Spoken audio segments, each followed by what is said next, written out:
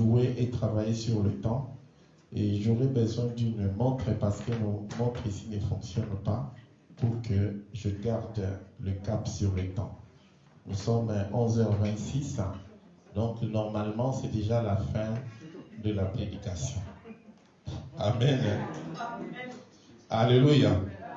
Mais je n'ai pas prévu de parler beaucoup. Pourquoi? Pour la simple raison que je ne voulais pas...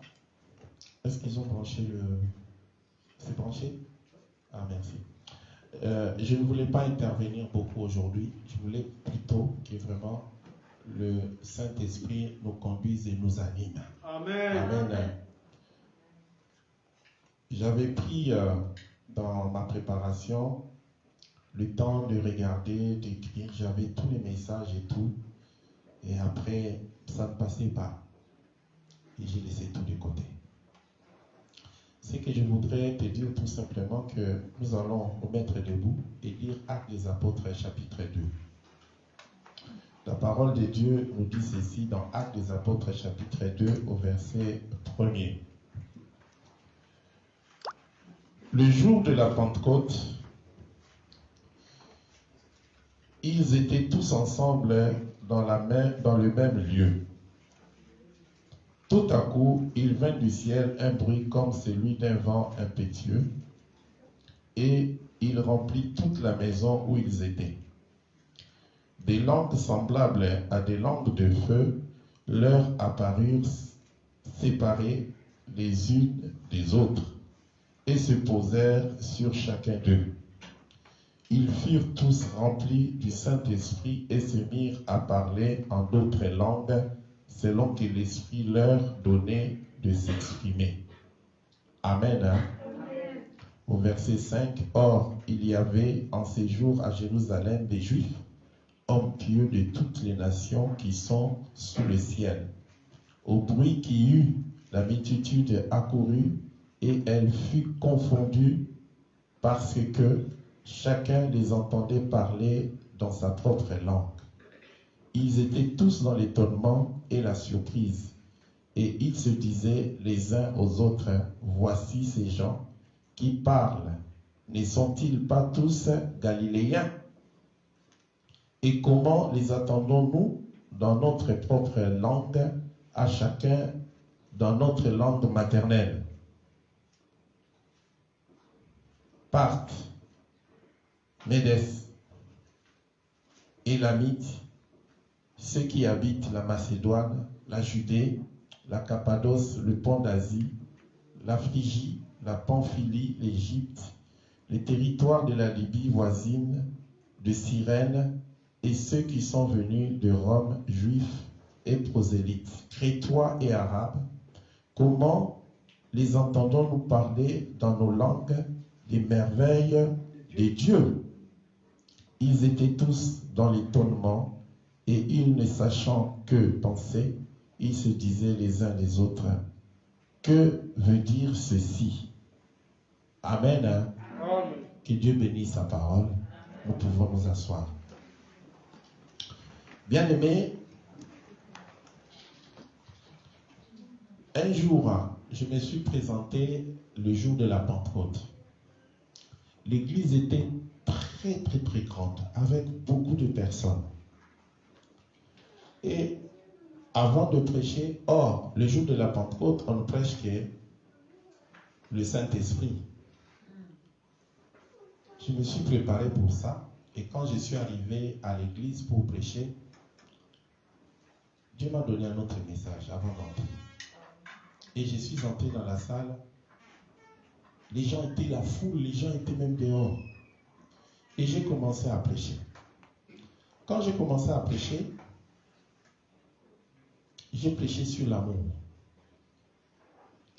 C'était un choc. Parce que l'église tout entière sait que le jour de la Pentecôte, on ne prêche que le Saint-Esprit. Amen. Le pasteur était déçu. Je le lisais, je le savais. Pourquoi tu vas parler de l'amour? Et je parlais sur Le mariage est la relation du couple. Bien aimé. Dans une église Pentecôte. Mais à partir de ce jour-là, on ne vous invitera plus jamais pour venir prêcher. Ils vont dire, vous avez fait louper notre culte. Parce que tout le monde était venu pour attendre un message sur le Saint-Esprit. Et toi, tu viens, tu nous parles du mariage, tu nous parles de l'amour. Je lisais, si j'étais l'aîné de ce pasteur-là, je lisais que si vraiment j'étais un jeune pasteur ou un stagiaire, il pouvait dire, arrêtez, ce n'est pas ça. Mais j'ai fini de prêcher la parole de Dieu. Et après, c'est tout. Je me rappelle qu'il ne m'avait même pas donné les transports pour rentrer. Et bon, on est rentré. J'ai dit, bon, même s'il n'est pas satisfait, mais comment ça? Je ne comprenais pas. Et puis quand je suis rentré, j'ai dit, ah Seigneur, c'est pas possible, j'ai fait une erreur. Une erreur grave. Mais c'est aujourd'hui le jour de la Pentecôte. On ne prêche pas autre chose, on ne prêche que le Saint-Esprit. Alléluia. Le jour de la Pentecôte, c'est connu qu'on prêche que le Saint-Esprit. Mais moi, je commençais maintenant à revoir comme un cinéma mon message. J'ai dit, mais qu'est-ce qui m'a appris? Mais il faut être fou. Moi, j'ai l'expérience. Il m'appelle l'aîné, il a donné la publicité. Et je viens prêcher là. Je prêche sur quoi? Sur le mariage. Amen. Hein? Alléluia. Bien aimé, j'étais consterné et j'ai prié le Seigneur. J'étais triste moi-même. J'ai dit, bon Seigneur, j'ai fait. Hein? Amen. Hein? Amen. Et en plus, j'ai insisté sur les choses là-dedans, sur le mariage. J'ai commencé à expliquer. Mais je pense que j'étais devenu amer sur ce pasteur. Mais bien aimé, or, le Seigneur m'avait appelé là pour annoncer ces choses-là, parce que c'est ce qui s'est passé dans l'église et dans la vie du pasteur même. Ah bon? Alléluia. Amen. Tout ce que j'ai prêché, c'était ça. Alléluia. Amen. Passé seulement quelques années, et on m'annonce que ce pasteur-là a divorcé avec sa propre femme, qui était là le même jour où j'ai prêché. Alléluia. Amen. Amen. Amen. Que Dieu me garde. Hein. Vous avez vu ma Francine, hein? Hein? Je prêche, elle est là, non? Ce jour-là, sa femme-là était là. Et je connaissais bien le couple pastoral. Et le pasteur est sorti avec une autre femme de l'église. Et elle est partie faire le mariage. Vous savez, quand ces choses-là se font, le mariage, c'est en catimini, en cachette. Et comme ça s'est passé en Afrique, ils ont eu la bénédiction des autres. Et c'est les amis du couple qui connaissaient le couple tout le temps qui vont dire que, hé, madame, regardez les photos. Vous savez, aujourd'hui, il y a WhatsApp. Hein? Ils ont envoyé les photos sur WhatsApp. Et la femme découvre que son mari a fait un mariage avec une autre dame. La femme s'est cachée un peu. Mais, elle dit, mais c'est un tel. Elle est devenue la femme. Amen. Hein? Je veux dire tout simplement, et que nous devons être sérieux avec Dieu. Nous devons craindre Dieu. Or, moi, j'ai eu beaucoup de tristesse et je ne m'en remettais pas. Et c'est là que j'ai compris, j'ai dit, ah Seigneur, tu es puissant. Je ne savais pas, mais je prêchais en fait sur quelque chose qui était en train de se passer là dans l'église. Dieu est puissant. Alléluia. Mais aujourd'hui, je prêche sur la Pentecôte. Ne soyez pas choqués, hein, quand même. Hein? Amen. Amen. Hein? Amen. Alléluia. Amen. Ne soyez pas choqués au nom de Jésus. Amen. Amen. On est d'accord. Hein? Amen. Que Dieu soit béni. Amen. Mon message est simple. La Bible dit quoi? Ils étaient tous ensemble. Alléluia. Ils étaient tous quand? Ils étaient tous ensemble. Quel jour? Est-ce qu'ils ont attendu le jour de la Pentecôte pour rester ensemble? Non. Ils ont commencé ensemble avant. Alléluia. Avant, c'est la préparation. Et le jour de la Pentecôte, c'est l'accomplissement. Alléluia. Que le nom du Seigneur soit glorifié. Bien-aimés, il faut savoir que avant toute chose, il y a la préparation. Alléluia. Qu'est-ce que tu fais pendant ta préparation? Est-ce que tu es préparé? Le jour de la Pentecôte, c'était le jour du changement. Ce n'est pas ce jour-là qu'ils allaient dire au Seigneur, Seigneur, prépare-nous. Le jour de la Pentecôte, c'était le changement. Ils ne pouvaient pas dire que Seigneur, mais c'est aujourd'hui, il y a des choses avant, non? Parce que quand le Saint-Esprit est descendu, il fallait être prêt. Alléluia. Amen. Ceux qui ont été prêts, c'est ceux qui se sont préparés où? Quand? Avant. Le moment où le Saint-Esprit est arrivé, il fallait que tout le monde soit baptisé. Et gloire à Dieu, le Saint-Esprit n'est pas allé dans les synagogues. Parce que là-bas, il y avait des sacrificateurs. Le Saint-Esprit n'est pas bien aimé. À l'époque, il y avait des groupes de personnes qui adoraient Dieu. Il y avait des groupes de personnes qui enseignaient. Chacun avait son groupe de disciples. Mais la différence s'est passée avec les disciples de Jésus-Christ. Tous, dans la chambre haute, priaient sans savoir que la promesse viendra quand. Alléluia. Amen. Vous connaissez votre date de naissance. Vous connaissez ce que vous faites aujourd'hui. Si on vous raconte, vous voulez me raconter une histoire qui s'est passée l'année dernière, vous êtes capable de me le dire. Mais ce qui va se passer demain, vous ne le savez pas. Alléluia. Amen. Mais, comme Jésus avait donné la promesse, attendez ici, ils ont attendu. Ils ont attendu. Ils étaient patients. Bien-aimés, est-ce que vous avez le temps d'entendre? Est-ce que nous, les hommes, nous attendons? C'est difficile. Or, le temps d'attente, c'est le temps de la préparation. Pour que le moment où le Saint-Esprit va arriver, tout le monde le reçoive. Pourquoi? Quand ils l'ont reçu, ils n'ont pas su. Et que, alléluia, s'ils savaient que le jour de la Pentecôte, d'autres vont devenir des prophètes, des évangélistes, des pasteurs, des docteurs, bien-aimés, le groupe de 120 environ, on dit que ce n'est pas 20, 120 environ, on allait voir déjà les groupes bien partagés et que le jour où le Saint-Esprit descend, on allait déjà dire, Saint-Esprit, nous ici, ce groupe-là, c'est uniquement pour être des docteurs. Et d'autres allaient dire, Saint-Esprit, nous, ce n'est pas ça, nous, c'est seulement des prophètes, pour que l'esprit de prophétie soit avec nous. Et d'autres allaient dire, non, Saint-Esprit, nous, c'est vraiment la guérison. Mais personne ne savait même que le Saint-Esprit était une personne, et quand il habitait dans la vie de quelqu'un, et ils attendaient une puissance. Mais ce jour-là, ils ont reçu une personne.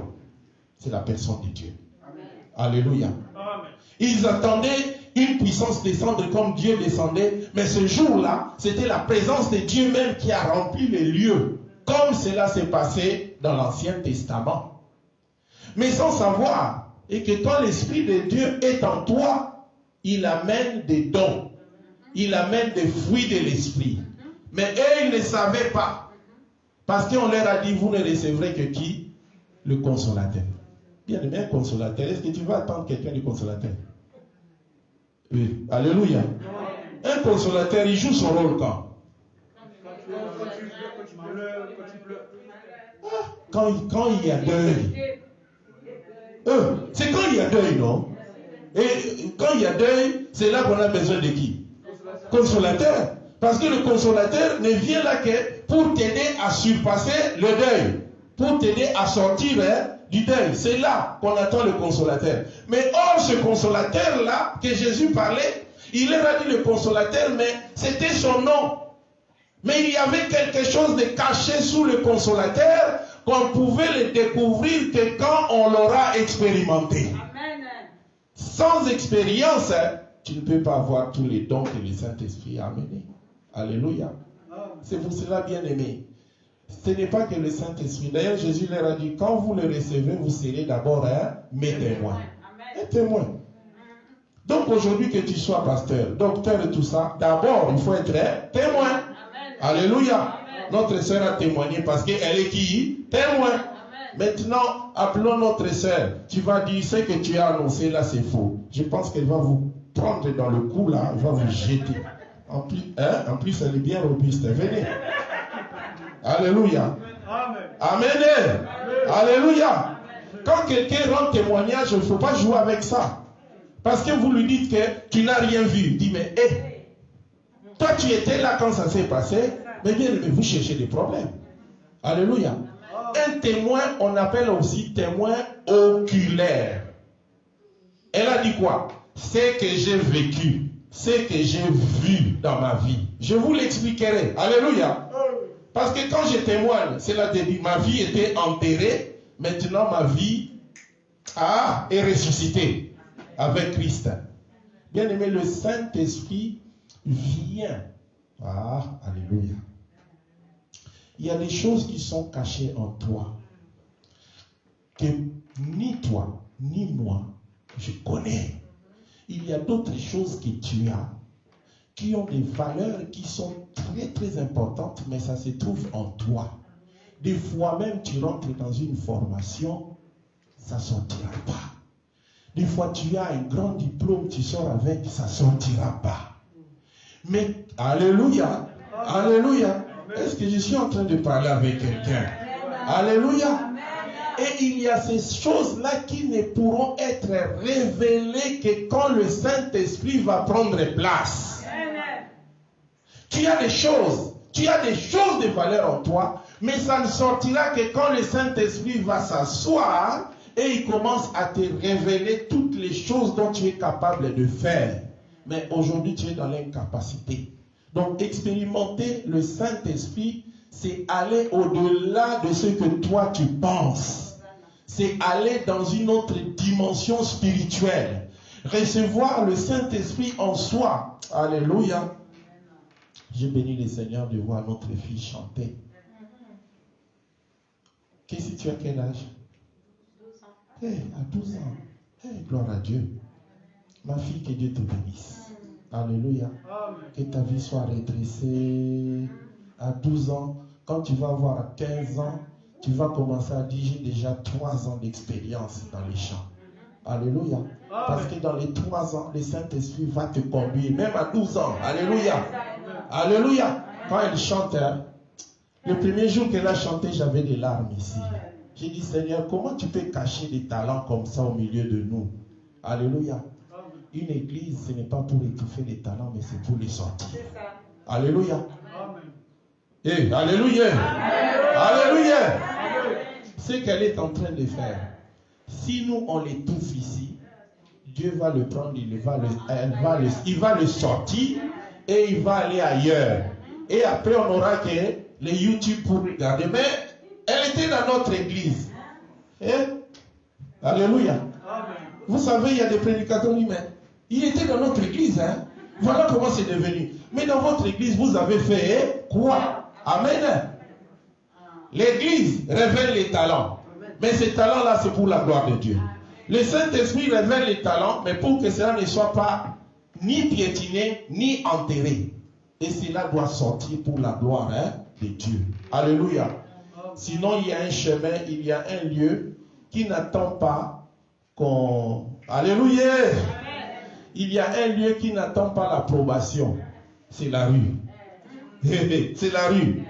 La rue, tu prêches ou tu ne prêches pas. Dès que tu commences à prêcher, les gens vont passer et dire, c'est un pasteur. D'autres, c'est un évangéliste. Mais ils sont où? D'autres diront, c'est un fou. C'est un malade. Alléluia. Donc, l'église est là pour encadrer et pousser ce que Dieu, ce que le Saint-Esprit révèle dans les uns et les autres. L'église est là pour canaliser les choses et que la gloire de Dieu se manifeste. C'est pour cela que Jésus donne de la valeur à l'église. Le jour de la Pentecôte, ils étaient tous ensemble dans un même lieu. Bien-aimés, c'était ça mon message. Alléluia. Un jour, quelqu'un commencera à prier. À la fin, il y a une sœur qui a dit au pasteur, donnez-moi le micro. La sœur qui a pris le micro, là, le pasteur lui dit, mais je vous donne mon micro, je vous donne pourquoi? Vous venez prier ici, on ne sait pas ce que vous voulez dire. La sœur dit, non, je vais dire ce que l'autre sœur a parlé. Oh! Le pasteur dit, vous avez entendu ce qu'elle a dit? Elle a dit, oui, parce qu'elle parlait en chinois. Moi, je parle chinois. Amen. Alléluia. Bien, mais si quelqu'un commence à parler le chinois, personne ne va comprendre. Hein? Mais le Saint-Esprit utilise toutes les langues. Mais il faut avoir la révélation pour comprendre de quoi on parle. Quand la sœur est venue, elle dit, mais non, notre sœur qui priait en chinois. Et voilà ce qu'elle avait dit. Le Saint-Esprit dit ceci, cela. L'église était là. Alléluia. Amen. Alléluia. Bien-aimé. L'église était en effervescence. Ils ont dit, mais si elle ne parlait pas chinois, comment on allait savoir? D'autres disaient qu'elle parle le charabia, personne ne comprend ce qu'elle dit. Mais celui qui a compris le langage, il dit, mais elle est en train d'adorer Dieu. Elle est en train de glorifier notre Dieu. Alléluia. Bien-aimé, il faut l'interprétation des langues. Mais cela vient seulement avec le Saint-Esprit. Mais il ne dit pas que je viens vous donner l'interprétation. Sinon, tout le monde va courir. Alléluia. Avant de recevoir le Saint-Esprit, on ne sait pas sur quel chemin il va nous orienter. Mais quand on le reçoit, après c'est lui qui commence à prendre le contrôle pour t'orienter. C'est pour cela les dons que nous avons, que nous exerçons, personne ne peut le donner, si ce n'est Dieu lui-même. C'est un domaine réservé. Mais il y a une chose que le Saint-Esprit amène, qu'on oublie souvent, c'est les fruits de l'Esprit. Et, alléluia. Même les dons peuvent être difficiles, mais les fruits, au moins les fruits, on peut les connaître, non? Amen. Amen. Oh, alléluia. Amen. On est ensemble, hein? Amen. Quand vous pensez qu'il y a un fruit, il y a les orangers, vous savez, non, ce sont des oranges, non? Amen. Mais bien aimé, c'est la même chose. Vous allez identifier la plante parce que vous dites que ça, c'est un oranger, parce qu'il vous donne quoi? Les oranges. Quand le Saint-Esprit est dans la vie de quelqu'un, vous le connaîtrez par les fruits de l'Esprit. Parce que le Saint-Esprit amène les fruits, il donne les fruits, mais il ne donne pas seulement un seul fruit. Il donne plusieurs. Pourquoi? Parce que le Saint-Esprit vient greffer. Alléluia. Il vient greffer. Bien aimé, et si vous avez un manguier, il ne donnera que des mangues. Mais la science a compris et qu'avec un manguier, on peut faire sortir aussi des avocats. Vous allez dire, c'est hybride. Vous savez ce qu'on fait? On prend la sémence, on coupe un peu. C'est la science, hein? Je ne vais pas rentrer dans les détails. On prend, c'est un manguier, mais on coupe une branche d'avocat et on met toute la sémence, tout ce qui est nécessaire sur cette branche-là. On met dans le manguier et on commence à le nourrir. Après, vous verrez, c'est un manguier, mais il donne un avocat. C'est ça, hein? Bien aimé. Alléluia. Ils ont appris ça où? C'est le cep et le serment. Et le sarment. Alléluia. Et c'est pour cela, je m'arrête seulement là pour dire que, bien aimé. Alléluia. Avant, on parlait des hybrides. Quand vous attendez quelqu'un hybride, on dit que ce n'est pas une race pure. Merci, maman, j'ai fini.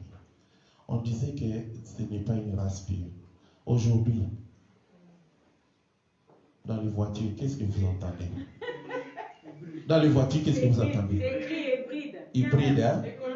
Écologie, hybride, mais tout ce qu'on dit, hybride. Hybride, là, veut dire quoi? Quand vous allez dans le courant, il marche dans l'électricité, il marche aussi dans l'essence. Amen. Mais quand vous dites à quelqu'un vous êtes hybride, vous l'insultez, non? Alléluia. Mais quand le Saint-Esprit vient en nous, il nous donne la diversité. On peut donner la mangue, on peut donner des raisins, on peut donner des avocats. Où sont tes avocats? Où sont tes mangues? Où sont tes raisins? Est-ce que tu les as? Alléluia. Mais si tu les as, ben il faut les mettre pour l'œuvre de Dieu. Mais ne nous amenez pas des avocats. Hein. On sait là où il faut acheter, c'est à l'Intermarché.